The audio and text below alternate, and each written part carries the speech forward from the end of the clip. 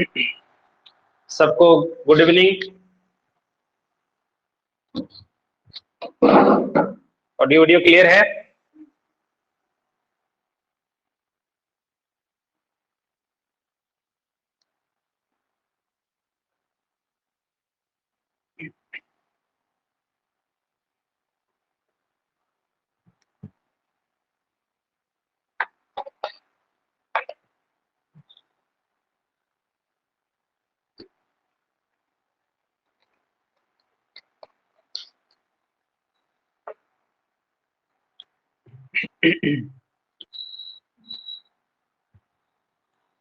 आवाज सुनाई दे रहा है ना सबको? कोई भी माइक ऑन कर लीजिए, बताइए। हाँ सर, सुनाई दे रहा है। ओके। तो पिछले क्लास में हम लोग फैराडे के नियम के बारे में पढ़ाई किए थे। तो फैराडे के नियम के बाद हम लोग आज लेंज का नियम पढ़ेंगे।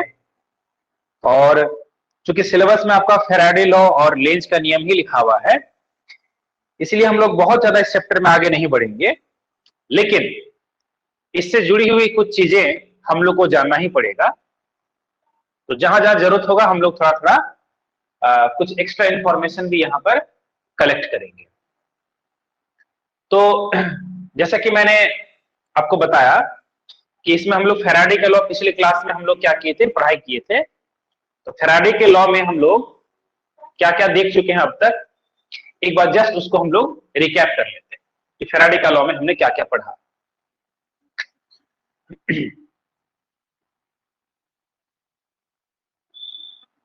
फैराडे का नियम,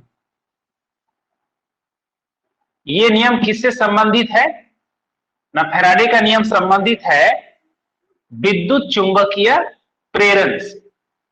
विद्युत चुंबकीय प्रेरण से, विद्युत चुंबकीय प्रेरण की घटना से ये संबंधित है। अब विद्युत चुंबकीय प्रेरण क्या है?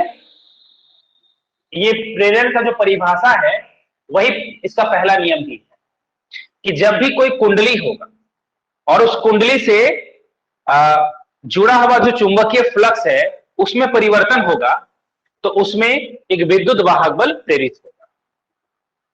थोड़ा सा हम लोग उदाहरण के द्वारा बातों को करते हैं तो ज्यादा समझ में आता है। मानकर चलिए कि ये एक लोहे का छड़ है, ठीक है। इसी लोहे के छड़ पर दो गो कुंडली हम लोग बनाए हैं। कैसे बनाए हैं? मान के चलिए कि ये एक कॉइल है,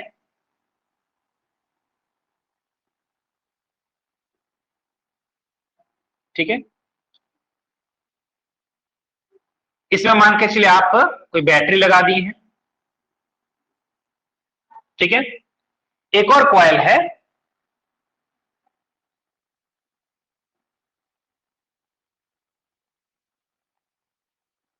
और इसमें हम लोग क्या लगा दिए हैं? गैल्वेनोमीटर लगा दिए।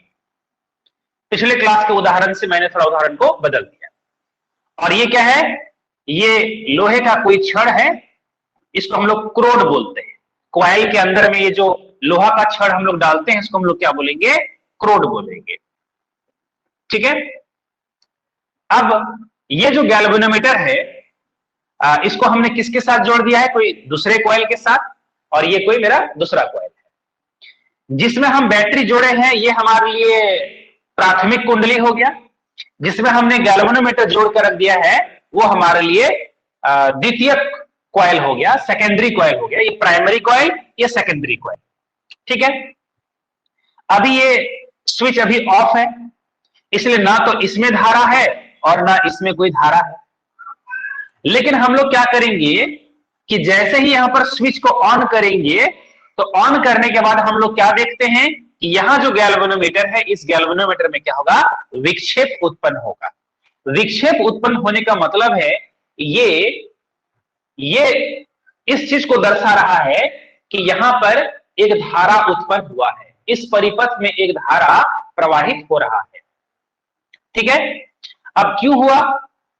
फिर हम लोग ये भी देखेंगे कि जैसे मैं स्विच को यहां पर ऑन करके छोड़ देता हूं, कुछ देर के बाद यहां पर किसी तरह का विक्षेप नहीं उत्पन्न होगा। यहां विक्षेप नहीं उत्पन्न होने का मतलब हो गया कि गैल्वेनोमीटर क्या हो गया, फिर से 0 पर डिफ्लेक्शन दिखाएगा। अभी भी बैटरी जुड़ा हुआ है, बैटरी कनेक्टेड है अभी भी, लेकिन फिर भी क्या हो गया, यहां पर जो है 0 डिफ्लेक्शन शो हो रहा है। क्यों डिफ्लेक्शन 0 शो हो रहा है? लेकिन जैसे मैंने यहां पर स्विच को ऑन किया था, ऑन करते वक्त इस गैल्वेनोमीटर में क्या हो गया है, डिफ्लेक्शन आया है। तो ऐसा क्या हुआ कि जब हम ऑन करते हैं तो डिफ्लेक्शन मिलता है, लेकिन जैसे हम ऑन करके छोड़ देते हैं तो फिर से ये क्या होता है, 0 डिफ्लेक्शन में आ जाता है। तो इसके पीछे कारण यह है कि जब ये स्विच ऑफ था तो इसमें कोई करंट नहीं था, और आप लोग जानते हैं कि जो पूरा कुंडली है एक चुंबक की भांति काम करता है। चुंबक की तरह काम करता है, मतलब जैसे हम लोग यहां पर स्विच को ऑन करेंगे तो तुरंत यहां पर क्या होगा, चुंबकीय क्षेत्र रेखा उत्पन्न हो जाएगा। बहुत सारे चुंबकीय क्षेत्र रेखा यहां पर क्या होगा, उत्पन्न हो जाएगा। अब पहले चुंबकीय फ्लक्स कितना था? चूंकि कोई मैग्नेटिक फील्ड नहीं था इसलिए पहले फ्लक्स क्या था, 0 था। लेकिन जैसे हम स्विच को ऑन कर देंगे तो कुछ देर के लिए फ्लक्स लगातार बढ़ेगा, भले वो समय बहुत कम हो, भले वो 1 सेकंड का 10 भाग हो, 20 भाग हो, 100 भाग हो, लेकिन वो समय, जिस समय के लिए करंट 0 से लेकर कुछ तक बढ़ा, तो करंट बढ़ते बढ़ते यहां पर क्या हो गया, चुंबकीय क्षेत्र भी बढ़ते गया, चुंबकीय फ्लक्स भी बढ़ते गया। तो चुंबकीय फ्लक्स 0 से क्या हो गया, कुछ ना कुछ बढ़ गया, और इसी चुंबकीय फ्लक्स बढ़ने के कारण यहां भी चुंबकीय फ्लक्स में वृद्धि हुआ। क्योंकि एक ही लोहा के क्रोड के द्वारा दोनों जुड़ा हुआ है, तो जितना यहां से चुंबकीय फ्लक्स गुजरेगा यहां से भी क्या होगा, उतना ही चुंबकीय फ्लक्स गुजरेगा। जब यहां पर स्विच ऑफ था तो यहां कोई चुंबकीय फ्लक्स नहीं, यहां भी कोई चुंबकीय फ्लक्स नहीं। लेकिन जैसे हम स्विच को ऑन कर दिए तो कुछ देर के लिए, बहुत ही क्षणिक समय के लिए, यहां से भी चुंबकीय फ्लक्स बढ़ा और यहां भी चुंबकीय फ्लक्स बढ़ा, यानी कि चुंबकीय फ्लक्स में परिवर्तन हुआ। और जब भी चुंबकीय फ्लक्स में परिवर्तन होगा तो फैराडे ने यही कहा कि वहां पर एक विद्युत वाहक बल उत्पन्न होगा। और अगर परिपथ बंद है, मतलब सर्किट ऑन है, इसका पूरा तार जुड़ा हुआ है हर जगह पर, तो यहां पर क्या होगा, धारा भी प्रेरित होगा। विद्युत वाहक बल तो हमेशा प्रेरित होगा, चाहे आपका सर्किट कटा हुआ है या सर्किट जुड़ा हुआ है। लेकिन अगर हम सर्किट को जोड़कर रखते हैं तो धारा भी प्रेरित होता है, और इसी के कारण यहां पर डिफ्लेक्शन शो होता है। लेकिन जैसे हम स्विच को ऑन करके छोड़ देते हैं तो एक समय के बाद धारा क्या हो जाएगा, कांस्टेंट हो जाएगा। ये बैटरी जितना धारा दे सकता है वो धारा एक समय के बाद क्या होगा, फिक्स हो जाएगा। मानकर चलिए कि 2 एम्पियर धारा जो यहां पर क्या हो गया, कांस्टेंट हो गया। यहां अब करंट बदल नहीं रहा है, और करंट अगर नहीं बदल रहा है तो मैग्नेटिक फील्ड भी नहीं बदलेगा, और मैग्नेटिक फील्ड नहीं बदलेगा तो मैग्नेटिक फ्लक्स भी नहीं बदलेगा। यानी कि मैग्नेटिक फ्लक्स यहां पर कांस्टेंट हो जाएगा, और वही मैग्नेटिक फील्ड यहां भी आ रहा है, वो भी कांस्टेंट हो गया। अब जैसे ही मैग्नेटिक फ्लक्स क्या हो जाएगा, कांस्टेंट हो जाएगा, तो फैराडे के नियम के हिसाब से अब कोई विद्युत वाहक बल प्रेरित नहीं होगा, कोई धारा भी प्रेरित नहीं होगा। इसलिए यहां पर अब कोई डिफ्लेक्शन भी शो नहीं होगा, इसलिए फिर से वो 0 पर आ जाता है। अब जब तक आप इस बैटरी को जोड़कर रखिएगा और ये बैटरी 2 एम्पियर का धारा देते रहेगा, तब तक इस गैल्वेनोमीटर में कोई डिफ्लेक्शन नहीं मिलेगा, किसी तरह का धारा प्रेरित नहीं होगा, विद्युत वाहक बल प्रेरित नहीं होगा। क्लियर? लेकिन वही घटना अगर हम लोग देखते हैं कि जब इस स्विच को ऑफ कर देते हैं, जैसे स्विच को ऑफ कर देंगे तो धारा का मान क्या हो जाएगा, 0 की तरफ बढ़ेगा। 2 एम्पियर जो धारा प्रवाहित हो रहा था अब वो 2 एम्पियर नहीं रहेगा, अब क्या हो जाएगा, 0 हो जाएगा। लेकिन ये 2 से 0 होने में कुछ समय लगेगा, बहुत कम समय है लेकिन समय लगेगा। 2 एम्पियर से 0 एम्पियर होने में थोड़ा सा टाइम लगेगा, और इसी टाइम के दौरान क्या होगा, यहां मैग्नेटिक फील्ड घटेगा, यहां भी मैग्नेटिक फील्ड घटेगा, मतलब यहां चुंबकीय फ्लक्स भी घटेगा और यहां भी चुंबकीय फ्लक्स क्या होगा, घटेगा। चाहे चुंबकीय फ्लक्स बढ़े या फिर घटे, दोनों ही जो है समान काम का चीज है। इसलिए फिर से चुंबकीय फ्लक्स में परिवर्तन होगा और फिर से धारा प्रेरित होगा, लेकिन इस बार धारा का दिशा क्या होगा, उल्टा होगा। पहले अगर धारा इस तरफ गया था, ऐसे गया था, तो अब धारा क्या होगा, इस तरह से जाएगा, लेकिन धारा फिर से प्रेरित होगा। इस तरह से हम लोग फैराडे के पहला नियम में क्या देखते हैं कि जब भी किसी कुंडली से संबंध नहीं बल्कि उसको क्या बोलते हैं, उससे जुड़ा हुआ है, तो उसका टर्म हम लोग लिखते हैं हिंदी में संबद्ध। ठीक है, माने उसका लिंक, कितना फ्लक्स लिंक है उसके साथ। तो हम लोग क्या कहेंगे, जब भी किसी कुंडली से संबद्ध चुंबकीय फ्लक्स में परिवर्तन होता है तो उसमें एक विद्युत वाहक बल प्रेरित होता है, एक विद्युत धारा प्रेरित होता है, और यह विद्युत वाहक बल तब तक प्रेरित होता है जब तक ये परिवर्तन होते रहता है। अगर परिवर्तन स्टॉप हो गया, फिक्स हो गया फ्लक्स, तो फिर कोई धारा प्रेरित नहीं होगा। क्लियर? दूसरी बात यह है, पहला नियम तो हो गया, अब दूसरा नियम यह हुआ कि यह परिवर्तन कितना जल्दी हो रहा है या कितना धीरे धीरे हो रहा है। मतलब परिवर्तन का दर, चुंबकीय फ्लक्स में परिवर्तन का दर जितना ज्यादा होगा, ये विद्युत वाहक बल या ये जो धारा है उतना ही ज्यादा होगा। क्लियर है? मतलब फिर से बताते हैं कि यहां पर ये जल्दी जल्दी अगर परिवर्तन, जैसे मैंने आपको बताया कि 2 एम्पियर, 0 से लेकर 2 एम्पियर जो हुआ, अगर बहुत तेजी से 0 से लेकर 2 एम्पियर हो गया तो यहां पर विद्युत वाहक बल ज्यादा होगा। क्यों? क्योंकि जल्दी जल्दी चेंज हुआ। 2 एम्पियर से 0 होगा, 0 से 2 एम्पियर हुआ है या 2 एम्पियर से 0 हुआ है, ये अगर बहुत तेजी से अगर परिवर्तन हुआ है तो यहां पर विद्युत वाहक बल क्या होगा, बहुत ज्यादा होगा।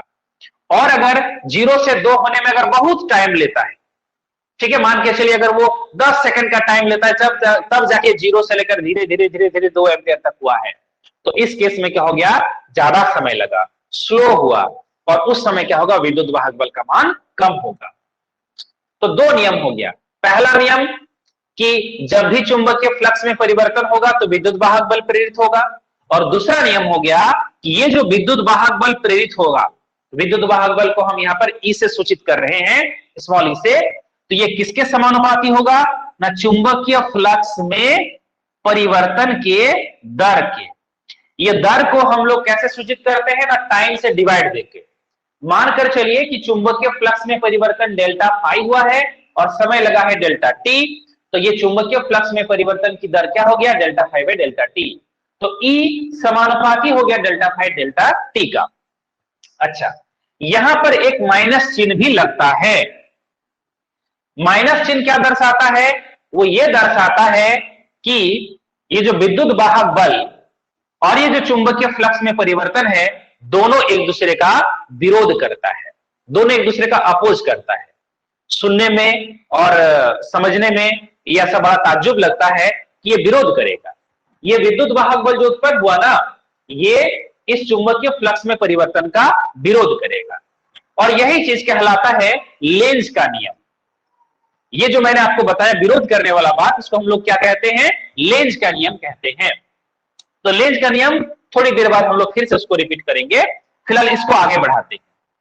कैसे आगे बढ़ाएंगे ना, ई समानुपाती के जगह पर हम लोग क्या देते हैं, कोई ना कोई बराबर चिन्ह देते हैं, और जैसे ही बराबर चिन्ह देंगे तो यहां पर कोई ना कोई हम लोग कांस्टेंट देंगे यहां पर, और ये कितना हो गया, delta phi by delta T, right. के क्या हो गया, एक समानुपाती स्थिरांक हो गया, और यहां पर इस के का मान जो है 1 पाया गया है। ठीक है, जो भी सिस्टम अपनाया गया है उसके हिसाब से इस के का मान क्या होता है, 1 होता है, ज्यादा कुछ होता नहीं, इसलिए हम लोग के को हटा देंगे। तो ई बराबर कितना हो जाएगा, minus delta phi by delta T. ठीक है, डेल्टा फाई क्या हो गया, चुंबकीय फ्लक्स में कितना परिवर्तन हुआ, और डेल्टा टी क्या हो गया ना, कितना समय लगा। ठीक है, और चुंबकीय फ्लक्स क्या चीज होता है हम लोग पहले डिस्कस कर चुके हैं। अब देखिए, ये जो मैंने आपको डेल्टा फाई और डेल्टा टी लिए हैं, ये थोड़ा सा ऐसा लिए कि थोड़ा ज्यादा समय है, और जब हम लोग कुछ ज्यादा समय के लिए विद्युत वाहक बल को मापेंगे तो वो कहलाएगा औसत विद्युत वाहक बल। यानी कि ये जो विद्युत वाहक बल प्रेरित हुआ है, ये एक तरह का एवरेज हुआ, औसत हुआ। जब हम लोग बहुत कम समय के लिए मापेंगे तो वो कहलाता है तात्क्षणिक, इंस्टेंटेनियस। ठीक है, बहुत कम समय के लिए। अगर मान लीजिए कि हम लोग बहुत लंबे समय के लिए माप रहे हैं, 2-4 सेकेंड भी लंबा समय हो गया, उसके लिए मापते हैं, तो ये हो गया आपका एवरेज ईएमएफ हो गया, यानी कि औसत विद्युत वाहक बल हो गया। लेकिन जब हम लोग समय को एकदम एग्जैक्ट लेंगे कि मान के चलिए आप टोटल 0 से लेकर 10 सेकंड के लिए मापते हैं, 0 से लेकर 10 सेकंड के लिए मापते हैं, टोटल समय आपका 10 सेकंड हो गया। आप ये जानना चाहते हैं कि दूसरे सेकंड पर कितना विद्युत वाहक बल था, या मान के चलिए तीसरे सेकंड पर कितना विद्युत वाहक बल था, तो एग्जैक्टली 2 सेकंड पर या एग्जैक्टली वो 3 सेकंड पर जो विद्युत वाहक बल निकलेगा उसको हम लोग कहेंगे इंस्टेंटेनियस विद्युत वाहक बल। ठीक है, अब मान के चलिए कि इसको हम लोग समझेंगे कैसे। मान के चलिए आप अगर दुमका की बात कर लेते हैं, अगर दुमका से मान के चलिए हम लोग अगर मसानजोर तक जा रहे हैं तो टोटल डिस्टेंस मान के चलिए 35 किलोमीटर हो गया, और उसमें टोटल समय कितना लगा, 1 घंटा लगा। तो ये टोटल डिस्टेंस 35 किलोमीटर, डिस्टेंस कितना लगा, टाइम कितना लगा ना, 1 आवर लगा। तो हम लोग कहेंगे कि उसका जो औसत चाल, एवरेज स्पीड कितना हो गया ना, 35 किलोमीटर पर आवर। लेकिन उसके जाते वक्त कहीं पर स्पीड उसका 50, 60, 70, 80 भी हुआ होगा, कहीं पर हो सकता है कि एकदम 0 के आसपास 2, 3, 4 या 10, 20 कुछ भी हो सकता है। ठीक है, तो ये ऐसा इसलिए होता है क्योंकि अलग अलग जगह पर स्पीड जो है अलग अलग रहा होगा।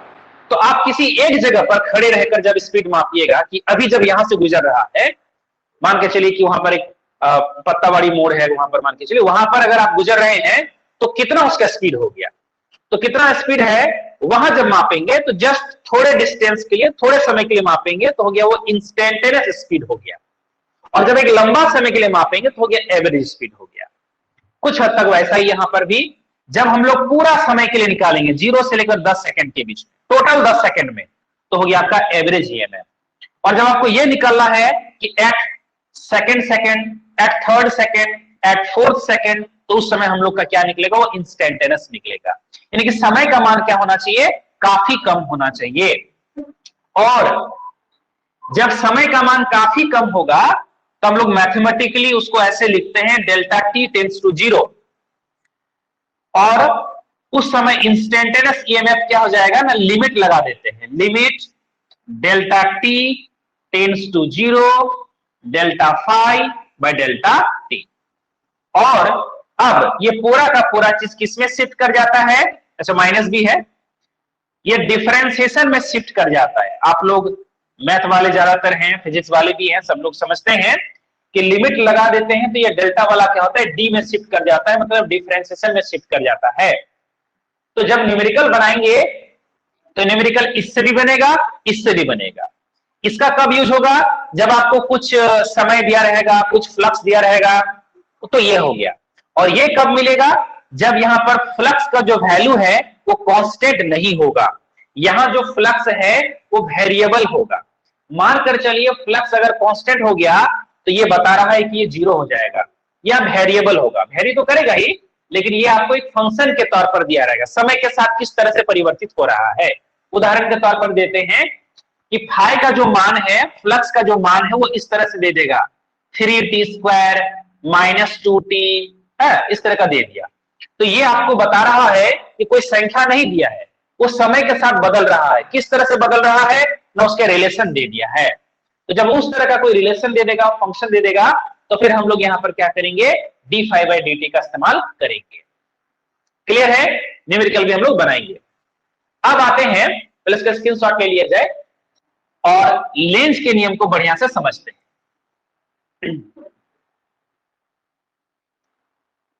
ले लीजिए इसका स्क्रीनशॉट। सर गैल्वेनोमीटर का जो वो मतलब वो सुई जो है सर, डिफ्लेक्शन, हाँ, और डिफ्लेक्शन वाला जो सुई जो है सर, तो वो मतलब कि धारा जिधर फ्लो करेगा उधर वो घूमेगा या उसका ऑपोजिट घूमता है? देखिए, ऐसे मतलब वो किस तरह से धारा उत्पन्न होगा उसी तरह से होगा।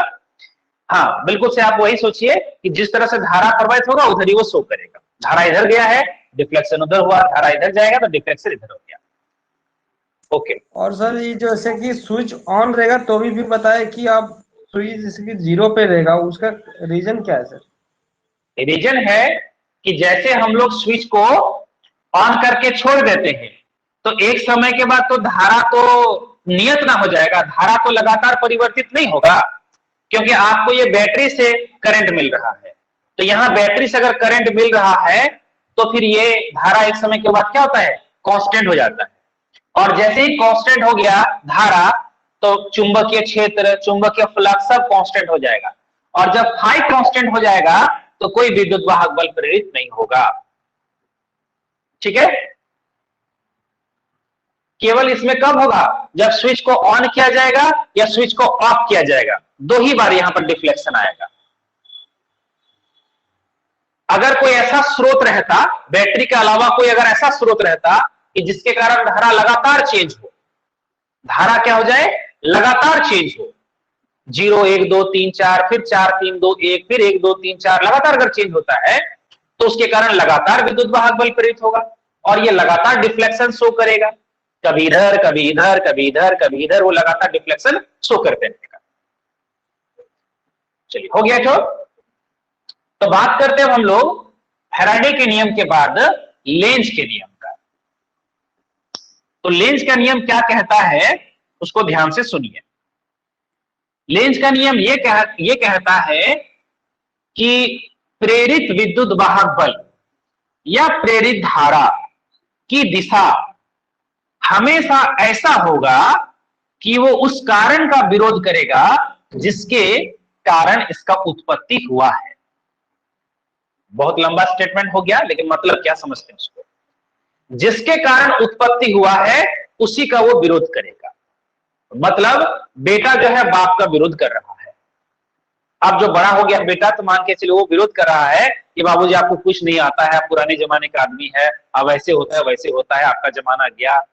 तो जो भी है वो बाबूजी का क्या हो रहा है, विरोध हो रहा है। उसी तरह से यहां प्रेरित विद्युत वाहक बल किसी ना किसी के कारण तो उत्पन्न हुआ है ना।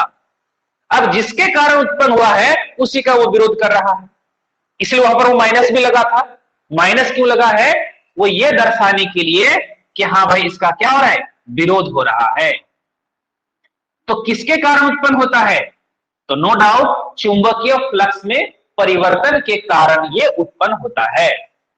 चुंबकीय फ्लक्स में परिवर्तन, शॉर्टकट में लिखते हैं चुंबकीय फ्लक्स में परिवर्तन, ये कारण है, हमेशा यही कारण होगा।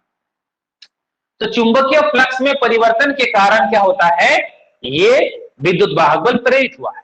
लेकिन ये विद्युत वाहक बल का दिशा ऐसा होगा, उसका पोलरिटी ऐसा होगा, उसका ध्रुवता ऐसा रहेगा कि उसी का वो विरोध करेगा। ठीक है, विद्युत वाहक बल का क्या होगा, दिशा नहीं होता, उसका ध्रुवता होता है। ध्रुवता मतलब किधर प्लस किधर माइनस। जैसे बैटरी होता है तो बैटरी का दिशा मतलब क्या हो गया, उसका ध्रुवता। ध्रुवता मतलब हो गया उसका पोलरिटी, किधर प्लस किधर माइनस। उसी तरह से जो विद्युत वाहक बल होगा उसका भी कहीं ना कहीं प्लस, उसका कहीं ना कहीं माइनस होगा। तो हो सकता है इधर वाला प्लस इधर वाला माइनस में है, या इधर वाला माइनस में है इधर वाला प्लस में है। तो ये ध्रुवता उसका ऐसा होगा कि उसी कारण का विरोध करेगा जिसके कारण इसका उत्पत्ति हुआ। उसी तरह से धारा के भी दिशा, धारा के भी दिशा ऐसा होगा कि उस कारण का विरोध करेगा जिसके कारण इसका उत्पत्ति हुआ है। जैसे हम उदाहरण देते हैं, मानकर चलिए कि ये कॉइल है, ज्यादा मतलब क्रिटिकल हम लोग फिगर न बनाते हुए सिंपल फिगर बना रहे कि वृत्ताकार कॉइल। अब इसके सामने क्या हो रहा है कि किसी चुंबक को हम सामने ला रहे हैं, ये N है ये S है, ठीक है। अभी इसमें किसी तरह का धारा नहीं है। क्यों धारा नहीं है, क्योंकि हमने इसको बैटरी से नहीं जोड़ा है। अब जैसे हम इस चुंबक को सामने लाएंगे तो हम लोग पढ़कर रख चुके हैं कि चुंबक के सामने आने से इस कुंडली में क्या होता है, विद्युत वाहक बल और विद्युत धारा प्रेरित होता है। क्यों होगा, कारण को ढूंढते हैं तो आप लोग कहेंगे सर चुंबकीय फ्लक्स में परिवर्तन। जैसे मान के चलिए नॉर्थ है तो नॉर्थ से बहुत सारा मैग्नेटिक फ्लक्स क्या होगा, इस तरह से निकलता है, मान के चलिए इस तरह से हो रहा है, ठीक है। इस तरह से चुंबकीय फ्लक्स जो है नॉर्थ पोल से निकलता है। निकलता है मतलब क्या हो गया, कॉइल में घुस रहा है, नॉर्थ से निकला और वही निकला हुआ चीज क्या होगा, इसमें घुसेगा। अब जैसे जैसे मैग्नेट सामने आएगा और ज्यादा घुसेगा, जैसे ये दोनों मान के चले भी बाहर चल रहा है, इधर ये दोनों भी नीचे तरफ बाहर गया है, जब ये मैग्नेट सामने आ जाएगा तो वो दोनों भी गुजरेगा, ये दोनों और ये ऊपर वाला दोनों वो भी गुजरेगा, तो ज्यादा मैग्नेटिक फ्लक्स गुजरेगा। जब ये चुंबक काफी दूर था तो हो सकता है कि इससे गुजरने वाला फ्लक्स काफी कम था। अब जैसे जैसे मैग्नेट क्या हो रहा है, सामने आते जाएगा, सामने आते जाएगा, वैसे वैसे मैग्नेटिक फ्लक्स क्या हो रहा है, बढ़ रहा है। तो क्या कारण है ना, चुंबकीय फ्लक्स का वृद्धि, चुंबकीय फ्लक्स यहां पर क्या हो रहा है, बढ़ रहा है, चुंबकीय फ्लक्स में वृद्धि। एकदम आराम से धीरे धीरे समझिए। अब यही कारण हो गया, कारण यही है, इसका विरोध होगा। कैसे विरोध होगा कि अगर इसके कारण चुंबकीय फ्लक्स यहां पर घुस रहा था ना, तो उसमें ऐसा धारा होगा कि वो इस वृद्धि का विरोध करेगा। वृद्धि का विरोध कैसे करेगा कि इसमें जब करंट होगा, वृत्ताकार कुंडली में जब करंट आएगा तो इसके कारण भी तो चुंबकीय क्षेत्र उत्पन्न होगा। हम लोग सबको जानते हैं कि वृत्ताकार कुंडली के कारण चुंबकीय क्षेत्र उत्पन्न होता है, तो ये जो वृत्ताकार कुंडली है ये भी तो चुंबकीय क्षेत्र उत्पन्न करेगा। अब ये चुंबकीय क्षेत्र किधर उत्पन्न करेगा, वो ऐसा उत्पन्न करेगा कि उसका विरोध करेगा, मतलब ये चुंबकीय क्षेत्र को बाहर की तरफ उत्पन्न करेगा, मतलब इस तरह का बाहर की तरफ उत्पन्न करेगा, ये बाहर की तरफ उत्पन्न करेगा। बात समझ रहे हैं? तो उसका वो विरोध होगा। अब बाहर की तरफ चुंबकीय क्षेत्र कब होता है, जब इसके सामने तरफ क्या होता है, नॉर्थ पोल आ जाता है और पीछे तरफ क्या रहता है, साउथ पोल रहता है। ये बात शायद नया होगा मेरे क्लास के लिए, आप लोग के लिए। तो ये नॉर्थ पोल इसके सामने तरफ आ जाएगा, मतलब जब आप मैग्नेट के नॉर्थ पोल को सामने रखते हुए इस कुंडली के सामने लाते हैं तो इस कॉइल में क्या हो गया, एक नॉर्थ पोल बन गया। तो ये नॉर्थ को क्या करेगा, आकर्षित करेगा कि विकर्षित करेगा, तो नो डाउट विकर्षित करेगा। आप मैग्नेट को सामने ला रहे हैं लेकिन ये सामने लाने का क्या करने लगा, विरोध करने लगा, क्योंकि उसको विकर्षित कर रहा है। आपने कारण दिया था चुंबकीय फ्लक्स में वृद्धि, इसको अगर हम लोग थोड़ा सा और तोड़ते हैं तो हम लोग कहेंगे नॉर्थ पोल के सामने आना, नॉर्थ पोल का सामने आना, नजदीक आना। तो नॉर्थ पोल सामने आ रहा था, इसीलिए यहां पर विद्युत वाहक बल या विद्युत धारा प्रेरित हुआ, लेकिन इसी का विरोध होगा। विरोध कैसे होगा, नॉर्थ पोल आ रहा है, यहां पर तुरंत एक नॉर्थ पोल डेवलप हो गया और नॉर्थ को क्या करने लगा, विकर्षित करने लगा। यहां क्वेश्चन करते रहेगा आप लोग जहां जहां डाउट होगा। अब इसी तरह से घटना हम ले लेते हैं कि यही कॉइल है, अब इस कॉइल से हम इस मैग्नेट को दूर ले जा रहे हैं, एन एस वैसे ही है।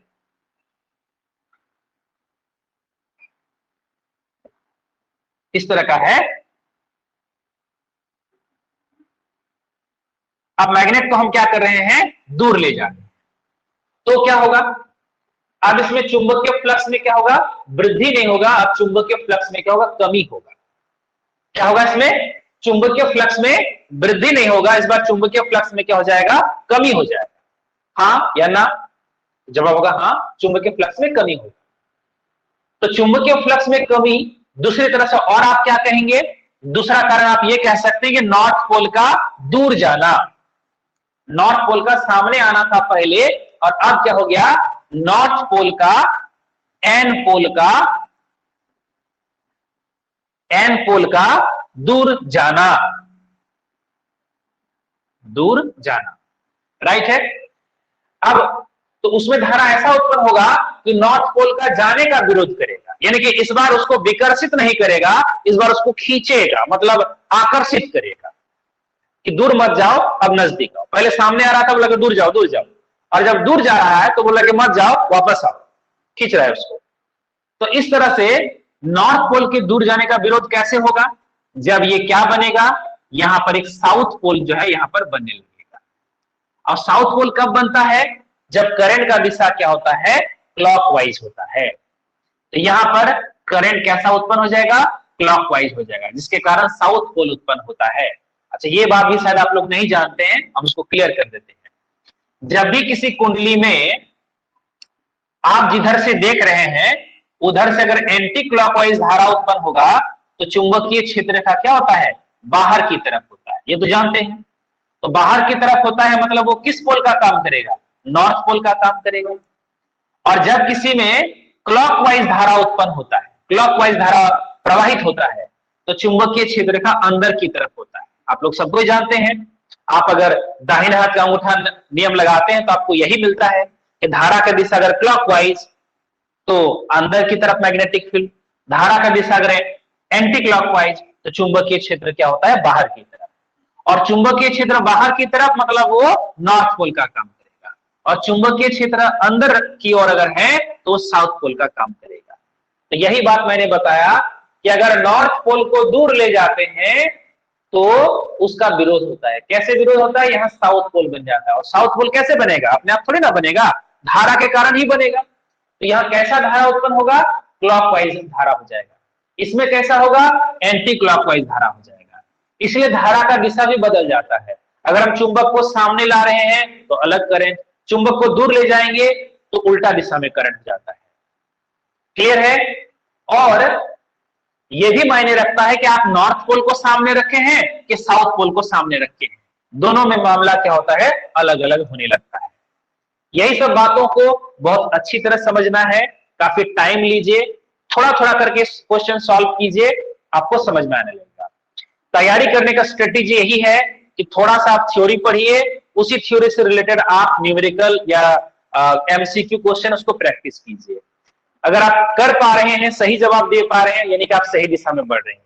नहीं कर पा रहे हैं तो अपने आप को रिव्यू कीजिए कि हाँ कहाँ कमी रह गया, हम आंसर गलत क्यों दे रहे हैं, क्वेश्चन हमको समझ में क्यों नहीं आ रहा है। ऐसा भी होता है कि क्वेश्चन क्या पूछ रहा है कुछ समझ में नहीं आ रहा है, तो उस समय आपको सोचना पड़ेगा कि क्वेश्चन में ऐसा क्या बात है जो हमको समझ में नहीं आ रहा है।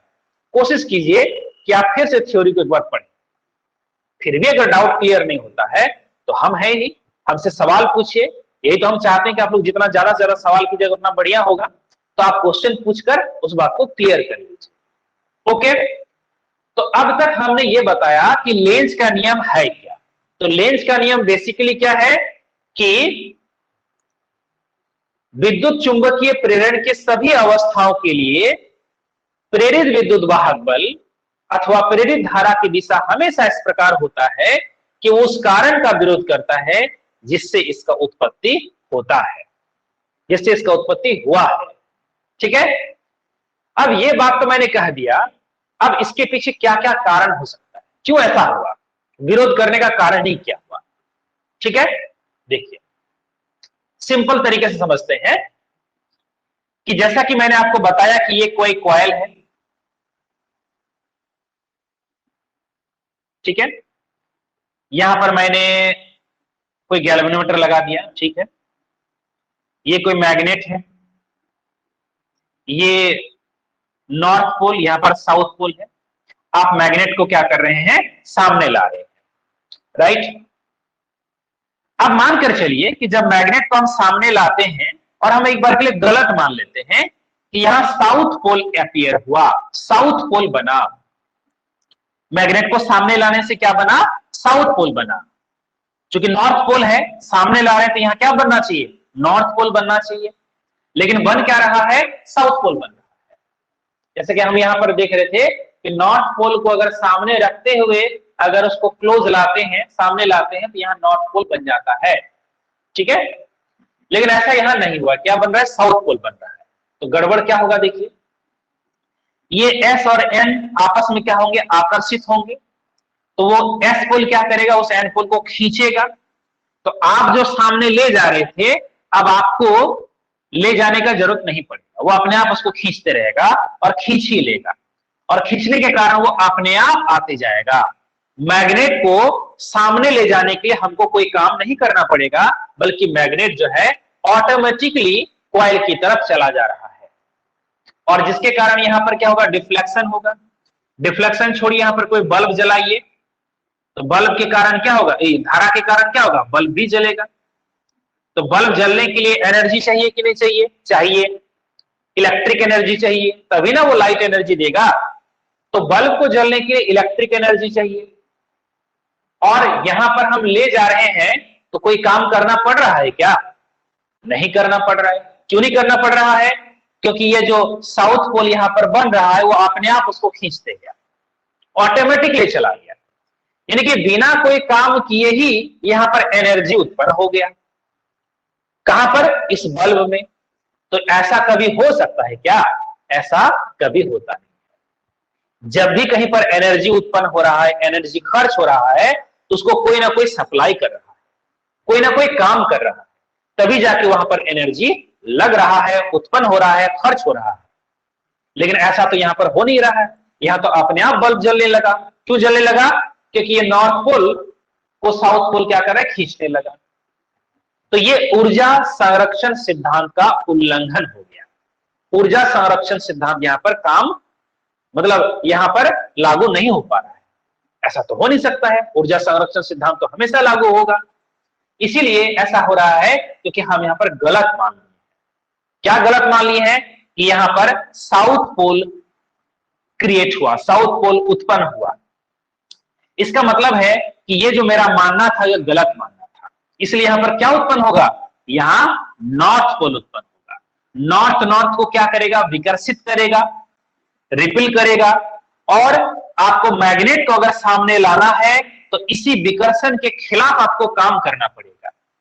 आप खुद ला रहे हैं या कोई मशीन लगाए हैं लाने के लिए, उस मशीन से काम करना पड़ेगा, और वही काम क्या होगा, इसमें एनर्जी के रूप में ट्रांसफर हो रहा है। किसके थ्रू, ये जो मैग्नेटिक फील्ड हो रहा है इसी के थ्रू होगा। तो यहां पर ये नॉर्थ पोल अपीयर होना ही स्वाभाविक है।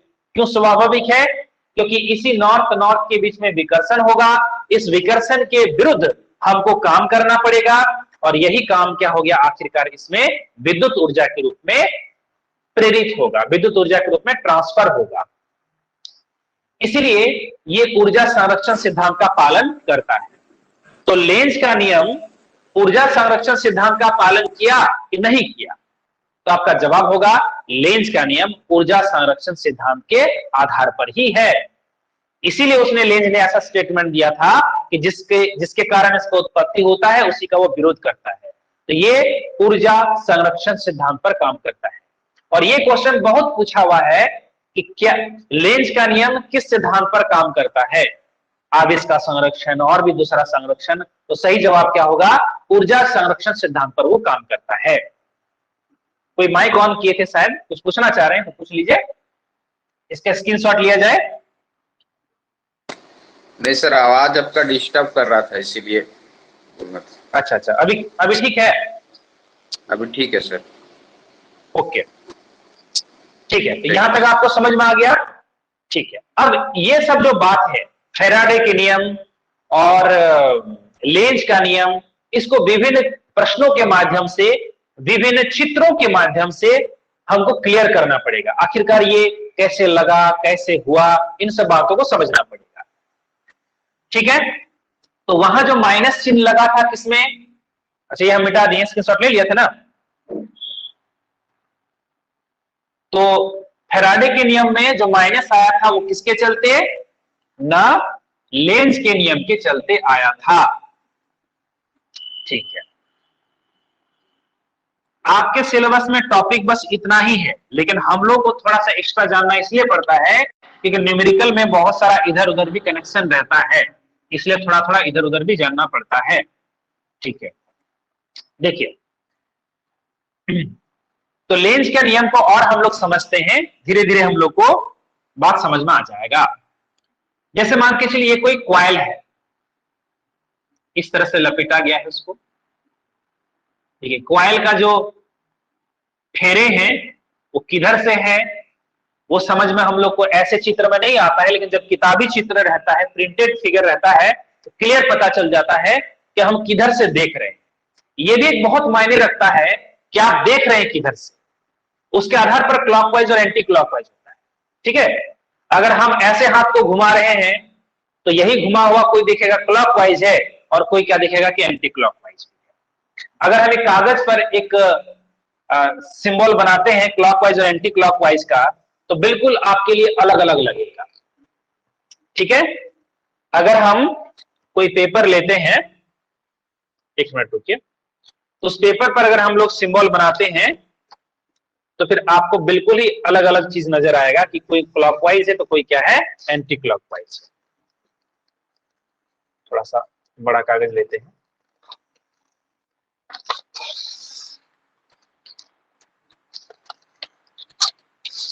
ये सब आपको पूरे चीजों को समझने में मदद करेगा। जैसे हम यहां से बनाते हैं, क्लॉकवाइज बनाते हैं, कोई बात नहीं, तो पहले तो सर्कल बना लेते हैं। अच्छा, अभी इधर खाली है,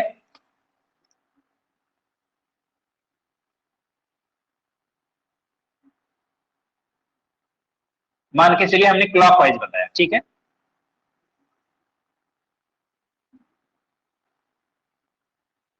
ठीक है, क्लॉकवाइज डीप कर देते हैं ताकि उधर से भी आपको दिखाई दे।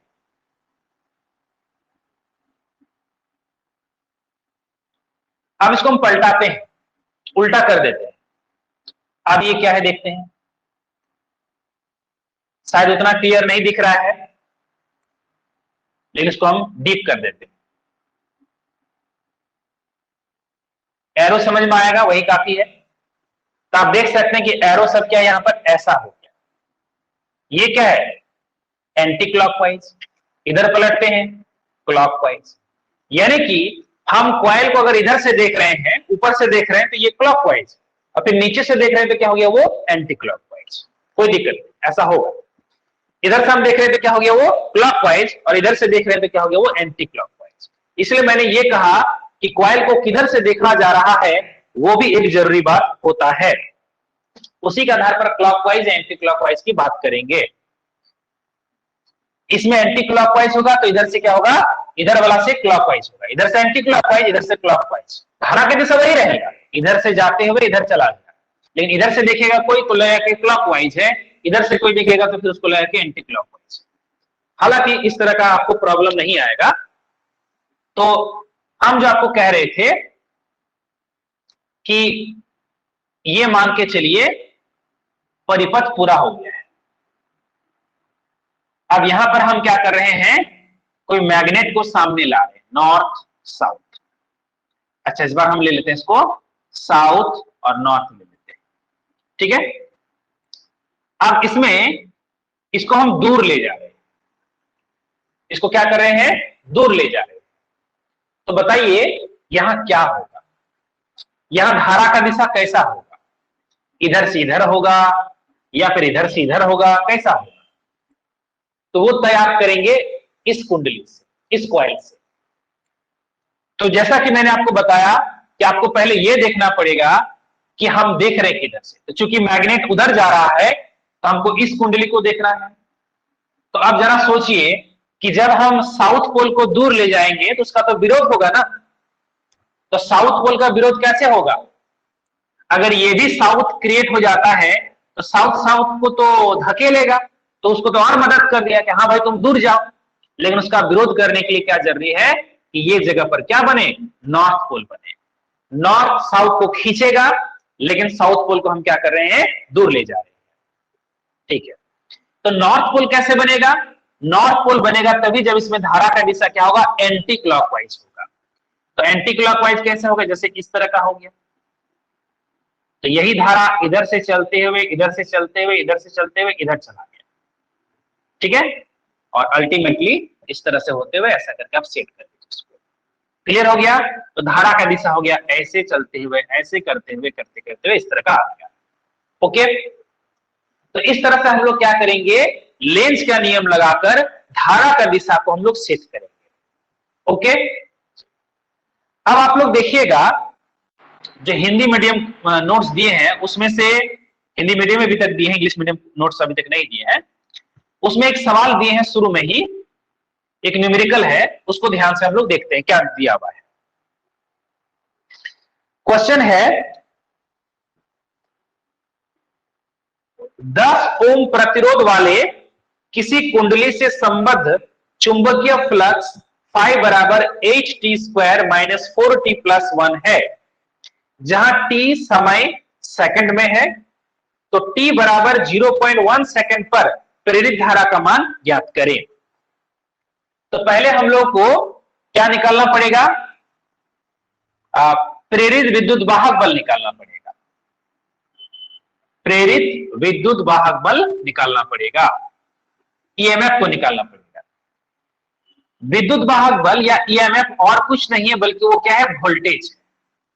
ये क्लियर हो जाए आप लोग का कि विद्युत वाहक बल का मतलब क्या है? ईएमएफ। ईएमएफ का मतलब क्या है? वोल्टेज है, विभवांतर। इसलिए आप लोग ओम के नियम से करंट को कैसे निकालते थे? V/R निकालते थे ना, कि जितना वोल्टेज है और बाय जितना रेजिस्टेंस है। तो यहां वोल्टेज की जगह पर क्या होगा? E होगा। तो जैसे आपको E एक बार मिल जाता है तो आप बोलिए। साउंड नहीं आ रहा था सर, अब आ रहा है। ठीक ठीक, अच्छा, हो सकता है किसी कारण से डिस्टर्ब हो रहा है। Okay, yes. E/R कर देंगे तो करंट मिल जाएगा। E मतलब क्या हो गया? वोल्टेज हो गया। तो वोल्टेज कहां से मिलेगा ना? हम लोग को फैराडे का नियम लगाना पड़ेगा। क्या होता है? हम लोग जानते हैं कि -ΔΦ/ΔT होता है, लेकिन आपको मैंने पहले ही बताया, जब फाई का मान क्या रहेगा? वेरिएबल के रूप में रहेगा, वो टाइम का फंक्शन रहेगा, तो उस समय हम लोग क्या करेंगे? dΦ/dt का इस्तेमाल करेंगे। तो यहां पर हम लोग क्या करेंगे? dΦ/dt करेंगे। ठीक है, तो dФ का वैल्यू कितना है देखते हैं। तो हम लोग क्लियरली यहां पर देख पा रहे हैं कि फाई का वैल्यू कितना है? फाई का वैल्यू है 8t² - 4t+1। तो फाई का वैल्यू हो गया 8t² - 4t+1। अब इसका डिफरेंशिएशन कीजिए। तो डिफरेंशिएशन करेंगे तो क्या आएगा? माइनस में 8t² का हो गया 2t, मतलब हो गया 16t, -4 क्योंकि t का 1 हो गया, और 1 तो कांस्टेंट है, उसका 0 हो गया। तो कुल मिलाकर क्या हो गया? -16t माइनस क्या हो गया? 4। एक ब्रैकेट है। ये तो हो गया विद्युत वाहक बल का मान। फिर आपको रेजिस्टेंस से भाग देना है, तो रेजिस्टेंस से बाद में भाग देंगे। पहले इसका कितना सेकंड पर बोला गया है? t बराबर 0.1 सेकंड बोला गया है। तो t बराबर 0.1 सेकंड पर कितना होगा? तो ईएमएफ का मान हो जाएगा -16 गुना कितना हो गया? 0.1 माइनस कितना हो गया? 4। तो ये हो गया 1.6 -4 कर देंगे तो आ जाएगा -2.5, यानी कि प्लस में आ जाएगा 2.4 वोल्ट। जैसे ईएमएफ मिल गया तो आपको करंट पहले बताए थे कि इस फार्मूला से मिलेगा, तो हो गया 2.4 और आर का वैल्यू दिया है 10, तो ये कुल मिलाकर आ गया कितना? 0.24 एम्पियर इसका मान हो गया। अब आप लोग ध्यान से देखिएगा, जो मैंने नोट्स में आपको दिया है कि इस सब में एक मॉड का इस्तेमाल किया, मॉड का इस्तेमाल किया। मॉड इसलिए देना जरूरी होता है कि करंट नेगेटिव में नहीं होता है। करंट क्या होता है? ऑलवेज पॉजिटिव वैल्यू होगा उसका। करंट का मान कोई माइनस में आता नहीं है। तो उसी के परिमाण को निकालने के लिए हम लोग क्या करेंगे? मॉड लेंगे। माइनस का काम क्या था? माइनस का काम था दिशा को दिखाना कि उल्टा दिशा में है। मानकर चलिए अगर माइनस आ भी जाता है, यहां पर इस कैलकुलेशन करने के बाद अगर मॉड नहीं लगाते थे, माइनस आ जाता, कोई दिक्कत नहीं है।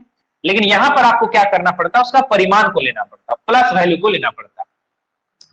तो ये मॉड देना बहुत जरूरी नहीं है, लेकिन इतना अगर आप में समझ है कि यहां पर माइनस चिन्ह का हम लोग उपयोग नहीं करेंगे, करंट का वैल्यू ऑलवेज पॉजिटिव बना देंगे। हाँ, विद्युत वाहक बल माइनस प्लस हो सकता है, लेकिन करंट को हम लोग क्या करेंगे? ऑलवेज प्लस में रखेंगे। अच्छा, तो ये इसमें कोई दिक्कत है क्या? ठीक है, कोई दिक्कत नहीं इसमें, और है तो पूछ लीजिए।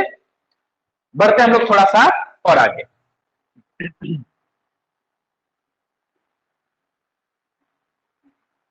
हो गया? ठीक है, स्क्रीनशॉट ले लीजिए इसका।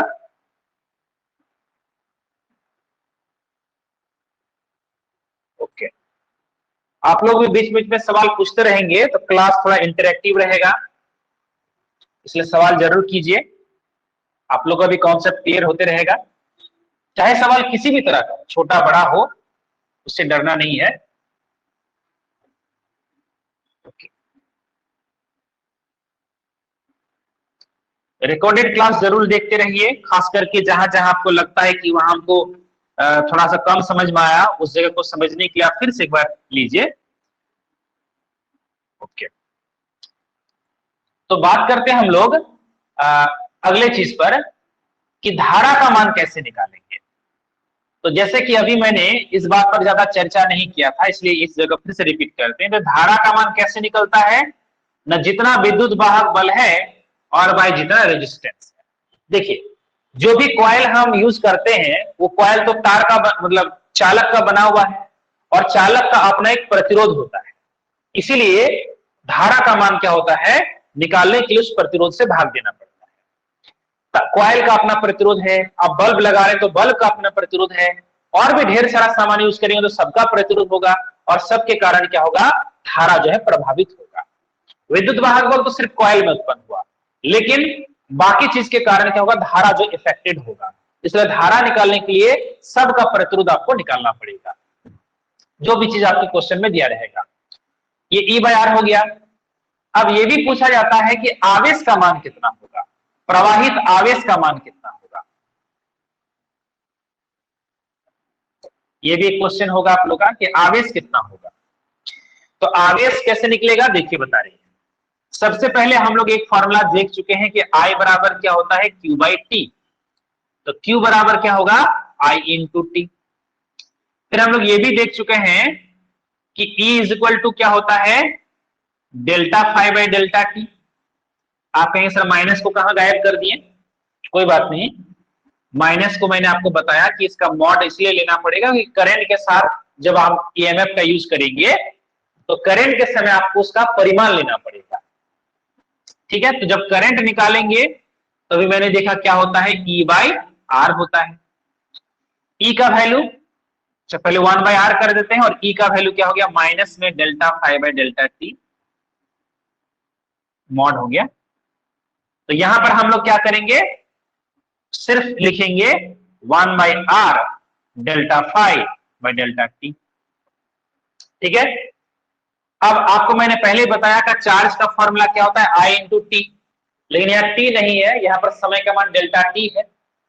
तो Q बराबर क्या हो जाएगा, I इंटू डेल्टा टी। और I का मान कितना निकला, I का मान निकला है 1 by R delta five by delta T, और फिर कितना हो गया, डेल्टा डेल्टा टी कैंसिल हो गया, तो 1 बाई आर इंटू कितना हो गया, डेल्टा फाइव। तो आवेश कितना प्रवाहित होगा ना, 1 by R into delta phi. इसको ऐसा भी लिख सकते हैं, डेल्टा फाइव बाई कितना हो गया, आर। ठीक है, ओके। अब नेक्स्ट हम लोग देखते हैं एक टॉपिक जिसका नाम है भंवर धारा या फोको धारा। फोको हम लोग हिंदी में बोल रहे हैं, लेकिन इंग्लिश में वो लिखा हुआ है, देखिएगा फोकल्ट। फोकल्ट को मतलब हिंदी में प्रोनाउंस किया गया है फोको। फोको एक साइंटिस्ट का नाम है, उसने इस भंवर धारा का खोज किया, इसलिए इसका नाम पड़ गया है भंवर धारा। ठीक है, इसका भी स्क्रीनशॉट ले लिया जाए।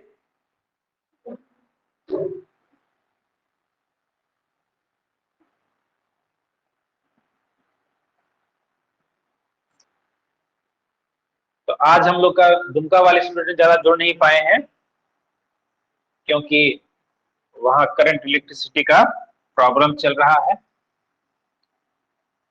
ओके,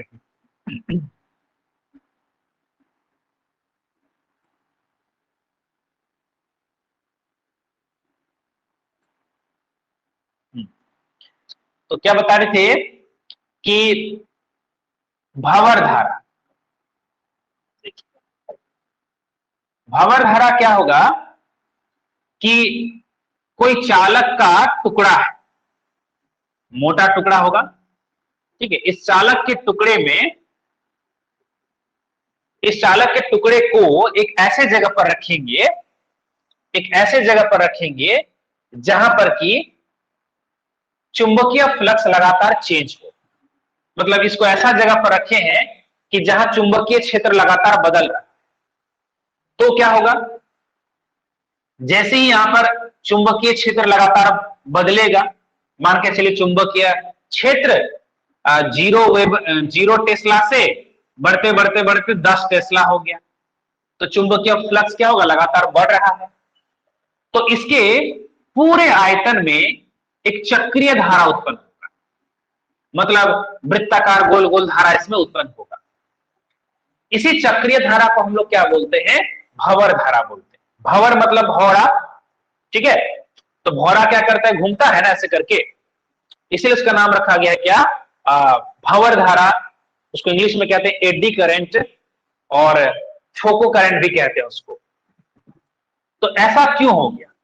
अब ये जो गोल वृत्ताकार होगा, ये सर्कुलर करंट में करंट का डायरेक्शन क्या होगा, क्लॉकवाइज होगा कि एंटी क्लॉकवाइज होगा, इस बात को समझना है। और मैंने आपको पहले ही बताया कि लेंज का नियम हर जगह लागू होगा, जहां जहां इलेक्ट्रोमैग्नेटिक इंडक्शन होगा, जहां जहां विद्युत चुंबकीय प्रेरण होगा, वहां लेंज का नियम लागू होगा। तो यहां भी आपको लेंज का नियम लगाकर करंट का डायरेक्शन सेट कर लेना है। तो मानकर चलिए कि चुंबकीय क्षेत्र बढ़ रहा है, चुंबकीय क्षेत्र क्या हो रहा है, बढ़ रहा है।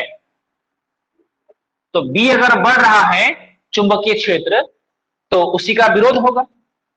विरोध कैसे होगा कि अगर ये ऊपर की तरफ है और बढ़ भी रहा है तो बढ़ने का विरोध करेगा। कैसे विरोध करेगा कि ये जो धारा होगा ये अपने से और बाहर की तरफ उत्पन्न नहीं करेगा, वो अंदर की तरफ उत्पन्न करेगा। मतलब ये जो चक्रीय धारा है उसके कारण मैग्नेटिक फील्ड क्या होगा, अंदर की तरफ होगा। समझ में आ रहा है?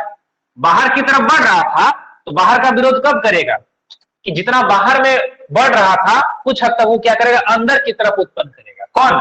ये चक्रीय धारा। तो अंदर की तरफ चुंबकीय क्षेत्र कब होता है, जब धारा का दिशा कैसा होता है, क्लॉकवाइज के एंटी क्लॉकवाइज। तो हम लोग जानते हैं कि किसी वृत्त के अंदर की तरफ मैग्नेटिक फील्ड तब होता है जब धारा का दिशा क्लॉकवाइज होता है। आप अपने दाहिने हाथ को सेट करके देखिए, जब क्लॉकवाइज होगा तो क्या होगा, वो अंदर की तरफ होगा। ठीक है, जब क्लॉकवाइज होगा तो मैग्नेटिक फील्ड क्या होगा, अंदर की तरफ होगा। यहां धारा का दिशा कैसा होगा, क्लॉकवाइज होगा। कोई दिक्कत इसमें? ठीक है, क्लॉकवाइज हो गया। और अगर ऐसा होता कि बी घट रहा है, बाहर की तरफ ही है लेकिन बी घट रहा है, तो उस समय क्या होता है, इसका उल्टा हो जाता है, एंटी क्लॉकवाइज हो जाता है।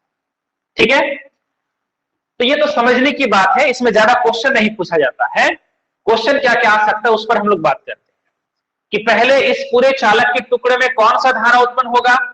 तो जवाब होगा भंवर धारा उत्पन्न होगा, फोको धारा उत्पन्न होगा। अब इसका यूज क्या है और इसका मतलब मेरिट क्या है, डिमेरिट क्या है, इन सब पर चर्चा होगा। अच्छा, कोई सवाल है?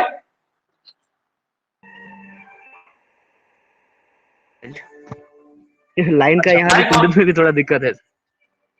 अच्छा अच्छा, हाँ अभी आंधी तूफान का समय है ना। ठीक है, ज्यादा देर हम क्लास नहीं लेंगे और 5 मिनट का हम वक्त लेंगे, उसका थ्योरी पार्ट कंप्लीट हो जाएगा, फिर हम लोग न्यूमेरिकल पर आ जाएंगे अगली क्लास। हाँ, तो क्या बता रहे थे कि इसमें क्या होता है कि ये जो हमारा बी है लगातार बढ़ा घटा जो भी हमने बताया, अब इसमें हम लोग को इसका क्या देखना है, मेरिट और डिमेरिट देखना है। जब भी धारा उत्पन्न होता है तो धारा का आप लोग जानते हैं ऊष्मीय प्रभाव होता है। बहुत अच्छा सिलेबस है कि हम लोग पहले ऊष्मीय प्रभाव पढ़ लिए। तो जब भी धारा उत्पन्न होगा तो उस धारा के कारण क्या होता है, ऊष्मा उत्पन्न होता है। कितना ऊष्मा उत्पन्न होता है, I²RT। तो ये पूरा चालक का टुकड़ा क्या होगा, गर्म होगा कि नहीं होगा, जरूर गर्म होगा। और गर्म होने के कारण ये क्या होगा, ऊष्मा मतलब उसमें उत्पन्न हो गया। किसके कारण ना, भंवर धारा के कारण। लेकिन इस गर्मी का हम लोग उपयोग भी करते हैं और इसका फिर उपयोग नहीं कर पाएंगे तो एनर्जी का वेस्ट होगा। उपयोग कहां करते हैं, इस तरह का कुछ कुछ ऐसे चीज होता है जो कि चूल्हा के रूप में इस्तेमाल होता है, उसको इंडक्शन फर्नेस बोलते हैं। आप नोट्स को देखिएगा, यूज और अनयूज वाला सब आपको मिल जाएगा डिटेल में। तो जैसे हम लोग घर में अपना यूज करते हैं, इंडक्शन यूज करते हैं, इंडक्शन तो इंडक्शन वर्ड इसलिए आ गया है क्योंकि ये किस घटना पर काम कर रहा है? इलेक्ट्रोमैग्नेटिक इंडक्शन, हिंदी में विद्युत चुंबकीय प्रेरण। लेकिन एक्चुअली उसमें क्या उत्पन्न हो रहा है? एडी करंट उत्पन्न हो रहा है। तो एडी करंट उत्पन्न होगा तो उसके कारण क्या होगा? वहां उष्मा उत्पन्न होगा, और उसी उष्मा का हम लोग उपयोग करते हैं किसके रूप में? जैसे हम लोग जो स्टेनलेस स्टील लेते हैं वगैरह लेते हैं, तो हम लोग जानते हैं कि वही चीज लेंगे जो बर्तन उसका फिक्स रहता है। कारण है कि वो सबसे बढ़िया काम करता है, बाकी चीजों में उतना बढ़िया काम वो नहीं कर पाता। उसके पीछे फिर दूसरा साइंस है। तो खैर, उसमें जो बर्तन को रखने से वो गर्म क्यों होता है? कि उसमें एडी करंट प्रोड्यूस होता है, और वो एडी करंट आपको कोई झटका मारने वाला चीज नहीं है। एडी करंट के कारण क्या होगा? वो धीरे धीरे गर्म होते रहेगा, और गर्म होने से आपका खाना बनेगा। गर्म केवल वही वाला पार्ट होगा जो उसके कांटेक्ट में, बाकी जगह जो है करंट प्रोड्यूस उसी जगह पर होगा, और बाकी जगह पर क्या होगा? वो उष्मा जो है धीरे धीरे धीरे धीरे फैलते फैलते फैलते ऊपर तक भी चढ़ जाएगा। खैर, ये हो गया इंडक्शन वाला। इसी तरह का बहुत बड़ा बड़ा चूल्हा होता है, या हो सकता है कि बहुत बड़ा लोहा का टुकड़ा है, उसको गलाना है, तो इतना आप ज्यादा उसको गला नहीं पा रहे हैं, तो उस समय क्या करेंगे? इस तरह का एडी करंट प्रोड्यूस किया जाएगा, उसको ऐसा मैग्नेटिक फील्ड में रखा जाएगा कि बहुत ज्यादा मैग्नेटिक फील्ड चेंज हो, और वहां पर क्या होगा? एडी करंट प्रोड्यूस होगा, धीरे धीरे वो खुद ब खुद गल जाएगा। ठीक है, ऐसा बहुत सारा चीज आप लोग देखिएगा। फिर हम लोग का स्पीडोमीटर हो गया। स्पीडोमीटर मतलब क्या हो गया? गाड़ी का जो स्पीड मापने वाला डिवाइस होता है उसको हम लोग स्पीडोमीटर बोलते हैं। उसमें डिफ्लेक्शन होता है, क्या कितना है, 20 है, 30 है, 40 है, 70, 80, कितना स्पीड है वो दिखाता है। तो एक्चुअली वो क्या दिखता है? वो करंट मापता है। एक्चुअली करंट कैसे मापता है? चक्का जितना तेजी से घूमेगा उसमें उतना ज्यादा करंट प्रोड्यूस होगा। तो वहां पर करंट कैसे प्रोड्यूस हो रहा है? यही सब करंट है, एडी करंट ही है उसमें। वही करंट जो है तार के जरिए से डिफ्लेक्शन दे रहा है। तो वहां कैसे उत्पन्न होता है? कि जब आप लोग उस व्हील को खोलिएगा तो उसकी जगह पर आप देखिएगा कुछ मेटेलिक प्लेट लगा हुआ है, वहां भी मतलब बहुत सारा सेटअप है जो कि घूमने से लगातार वहां क्या होगा?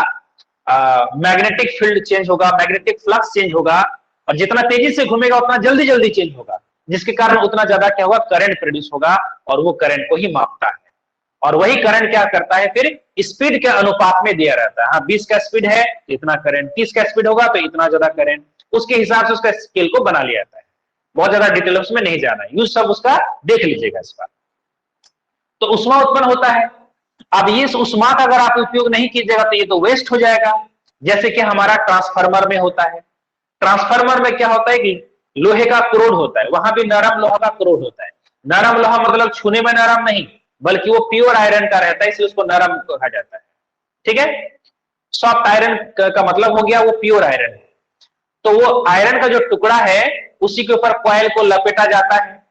तो कॉइल में लगातार करंट चेंज होता है। एसी है ना, तो एसी के कारण क्या होता है? लगातार चेंज होता है, और लगातार चेंज होने से मैग्नेटिक फ्लक्स लगातार चेंज होगा, जिसके कारण उसका क्रोड जो है लगातार भंवर धारा उत्पन्न करेगा, और भंवर धारा उत्पन्न करने के कारण उसमें उष्मा उत्पन्न होगा, और ट्रांसफार्मर गर्म हो जाएगा, और उस गर्मी का हम कोई उपयोग नहीं कर पाते हैं।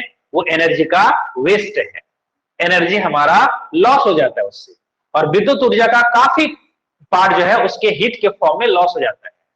उसको हालांकि कम करने के लिए उपाय किया गया है। क्या उपाय किया गया है? इस पूरे चालक के टुकड़े को क्या बनाया जाएगा? लेमिनेटेड बनाया जाएगा। लेमिनेटेड बनाया जाएगा मतलब है एक सॉलिड टुकड़ा का ना बनाकर परत बाय परत, परतदार बनाया जाएगा उसको। किस तरह का?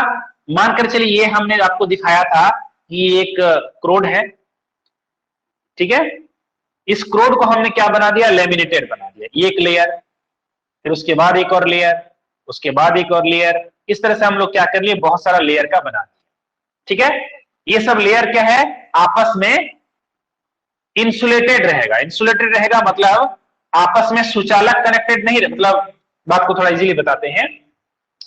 एक परत हो गया, एक परत और दूसरे परत के बीच में वार्निश क्या रहेगा? वार्निश मतलब क्या हो गया कि इसका करंट उसमें नहीं जाएगा, इसका करंट उसमें नहीं जाएगा, दो अलग अलग लेयर हो गया। ठीक है, इसी तरह से हर एक परत को हम लोग क्या करते हैं? वार्निश कर देते हैं, और वार्निश करने से क्या होता है? एक जो लेयर है वो अलग हो गया, दूसरा लेयर अलग हो गया, तीसरा लेयर अलग हो गया। भले आपस में एक जगह वो कनेक्टेड है, एक जगह पर रखा गया है, लेकिन आपस में वो बिल्कुल अलग है। इलेक्ट्रिक करंट के मामले में बिल्कुल वो अलग है। तो क्या हो गया कि जब ये पूरा टुकड़ा था तो जितना करंट और जब ये इस तरह से परत कर देंगे तो उसमें करंट का वैल्यू क्या होगा, घट जाएगा। और करंट जैसे घट जाएगा उष्मा का मान क्या होगा, काफी कम हो जाएगा। अगर पतला पतला लेयर कर देंगे तो मैग्नेटिक फ्लक्स क्या होगा, सब में काफी घट जाएगा। उसके पीछे भी कारण है। तो उसमें जैसे हम लोग पतला पतला परत कर देते हैं तो मैग्नेटिक फ्लक्स क्या होता है, काफी घट जाता है। और मैग्नेटिक फ्लक्स जैसे घट गया तो करंट का वैल्यू क्या होगा, घट जाएगा।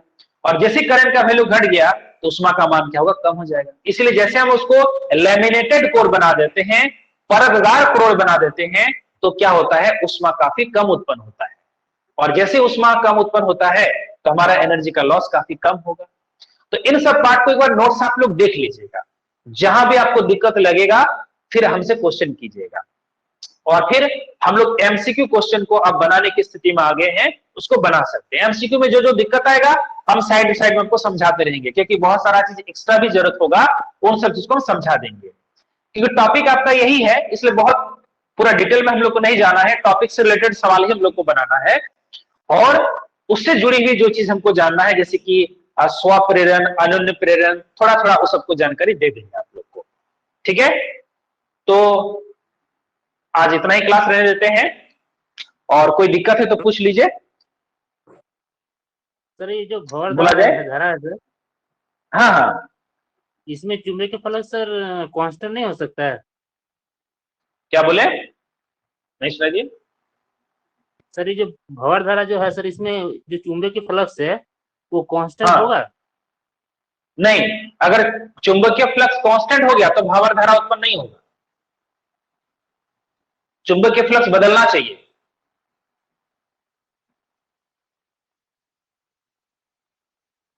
ठीक, हमने यहां पर लिखा था बी बढ़ रहा है, वैसे बी घट भी सकता है, या चुंबकीय फ्लक्स का कारण चेंज होने का बहुत सारा कारण है। क्या कारण है वही बता देते हैं। बी का जो चुंबकीय फ्लक्स का फॉर्मूला होता है बी ए कॉस थीटा, या तो फिर बी बदले, या तो फिर ए बदले, या तो फिर कॉस थीटा बदले, जो भी बदले, लेकिन चुंबकीय फ्लक्स बदलना चाहिए। अगर चुंबकीय फ्लक्स बदल रहा है, भंवर धारा है, चुंबकीय फ्लक्स कांस्टेंट, तो भंवर धारा नहीं। क्लियर? जी सर। ठीक है, चलिए, और किसी का कोई सवाल है?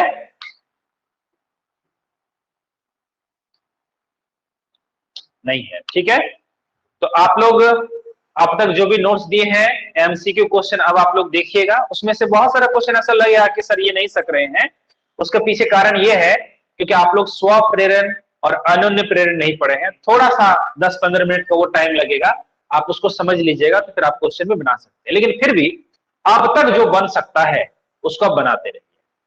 ठीक है, ओके, गुड नाइट सबको।